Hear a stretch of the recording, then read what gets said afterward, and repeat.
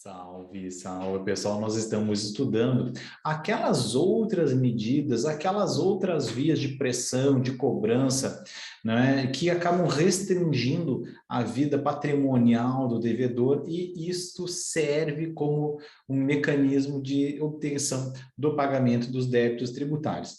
Junto com as certidões de débito, que já estão previstas desde o CTN, não é, de 66, nós temos a inscrição do nome do devedor no cadastro informativo, que é o CADIM. Vocês já devem ter ouvido falar no CADIM, que é justamente um cadastro informativo de créditos não quitados no âmbito federal. Isso eu me reporto exclusivamente ao âmbito federal. Ter o nome no CADIM, eu vou compartilhar a tela com vocês. Ter o nome no CADIM é algo bastante danoso, bastante severo. No artigo 1º desta nossa lei, como já coloquei em outros vídeos, a Lei 10.522, é uma lei, uma colcha de retalhos, né, que ela nasceu para tratar do cadastro informativo, não é cadastro de inadimplentes, mas essa lei nasceu para tratar disso e hoje recebeu muitas costuras com outras normas de interesse da administração pública federal e também acaba tocando na vida do devedor. Mas, de todo modo, o artigo 1º da nossa Lei 10.522 de 2002, o cadastro informativo de créditos não quitados do setor público federal passa a ser regulado por esta lei. Hoje, esse cadastro está regulado deste modo, e o que acontece? Todos os créditos não quitados junto ao setor público federal, portanto, não só a própria União, mas também as autarquias federais se incluem nisso, tá? Toda a fazenda pública, aquela que vai promover a execução fiscal. Então, o CADIM conterá relação das pessoas físicas e jurídicas, portanto, também as pessoas físicas podem ser inscritas neste CADIM, que acaba servindo como um cadastro de inadimplentes, muito embora tenha esse nome de cadastro informativo. Não é? Pessoas físicas que sejam responsáveis por obrigações pecuniárias.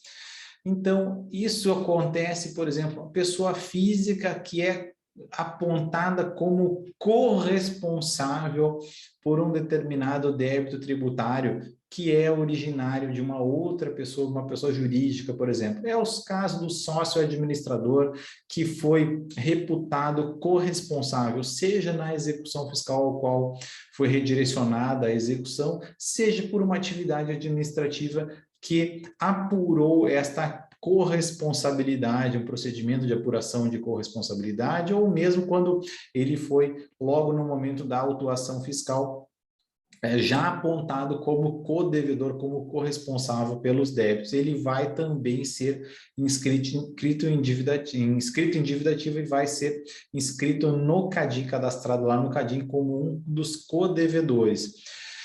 Ele vai sofrer todas as consequências negativas disso.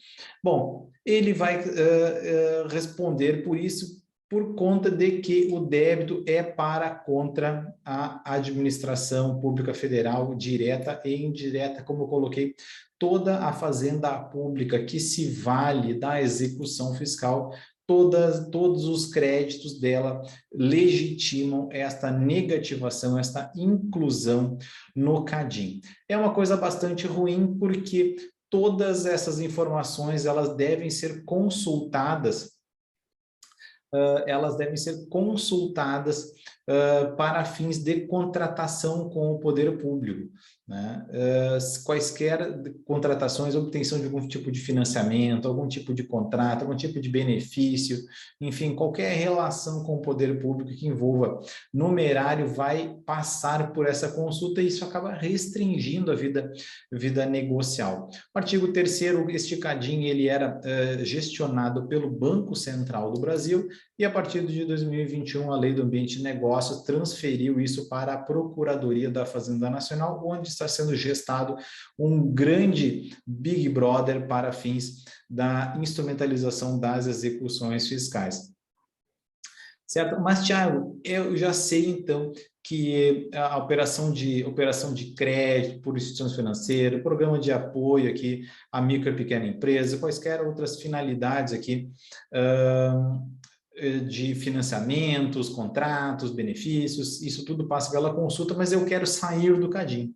Tiago, eu quero sair do Cadin porque isso está cerceando as minhas atividades, os meus interesses. O que eu faço? Bom, a própria lei 10.522, lá em 2002, já trouxe as válvulas de escape, que estão aqui previstas. Será suspenso o registro no Cadin quando o devedor comprovar, inciso 1º, tenha ajuizado a ação discutindo a natureza da obrigação. E aí ele ajuiza uma ação anulatória. Gente, quando eu ajuizo uma ação anulatória, eu não consigo de pronto, imediatamente, impedir a execução. Tem passagem no Código de Processo Civil de 2015, repercutindo o de 73, dizendo o seguinte: o mero ajuizamento de ação visando discutir o débito não impede a respectiva execução, certo? A mera discussão do crédito em ação anulatória não inibe a execução fiscal. Nós precisamos mais. Para inibir a execução, nós precisamos de uma causa de suspensão da exigibilidade ou mesmo uma garantia idônea para a exclusão do Cadin. A garantia idônea não impede por si só o ajuizamento da execução, mas aqui, para fins de exclusão do Cadin, quando o contribuinte ajuizou uma ação anulatória, uma ação declaratória, uma ação para desconstituição daquele crédito, declarar que ele não é devedor daquilo, ou que ele que não está exposto àquela incidência tributária, ele terá esse duplo requisito: ação discutindo a obrigação ou mesmo o seu valor, com o oferecimento de garantia idônea e suficiente do juízo, que é o juízo lá da execução fiscal. Então, garantindo idônea e suficientemente o crédito.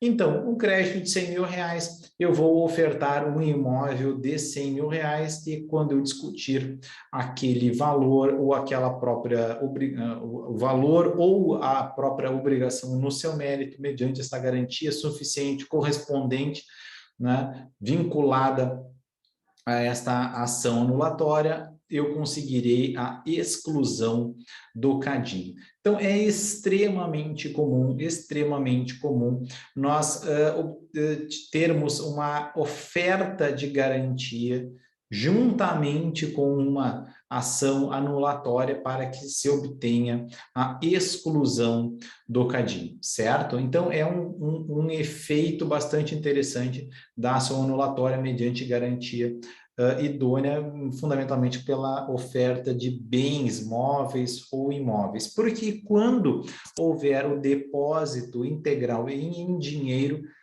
do valor da obrigação do crédito tributário, nós teríamos uma causa de suspensão a teor da súmula 112 do STJ. Quando esteja suspensa a exigibilidade do crédito, certo? O depósito integral em dinheiro é causa de suspensão da exigibilidade do crédito tributário, assim prevista lá no artigo 151, desde que seja integral em dinheiro, conforme a súmula 112 do STJ, é causa de suspensão. Então, independentemente de ação judicial, independentemente de ação anulatória, independentemente de execução fiscal, será suspensa a exigibilidade do crédito quando houver esta suspensão, quando houver a suspensão da exigibilidade, haverá a exclusão do Cadin, certo? Então, são situações que acabam por favorecer o devedor, é o caminho que a lei trouxe, para a exclusão do Cadin. Claro, ainda poderíamos ter, além do depósito integral em dinheiro, obter uma liminar para suspender a exigibilidade do crédito quando houver, por exemplo, uma causa bastante para, independentemente da discussão, nós tenhamos uma causa de suspensão. já existe aqui uma nulidade que me permite suspender a exigibilidade, uma nulidade do crédito, nulidade do processo administrativo, existe alguma violação do devido processo administrativo, existiu, por exemplo, a inclusão de uma determinada base tributável que não deveria ter sido incluída, algum valor que foi calculado, uma inclusão, por exemplo, de ICMS na base de cálculo do PIS e COFINS que não deveria ter acontecido, né, a partir de 2017, conforme entendeu o Supremo Tribunal Federal na tese do século, tema 69.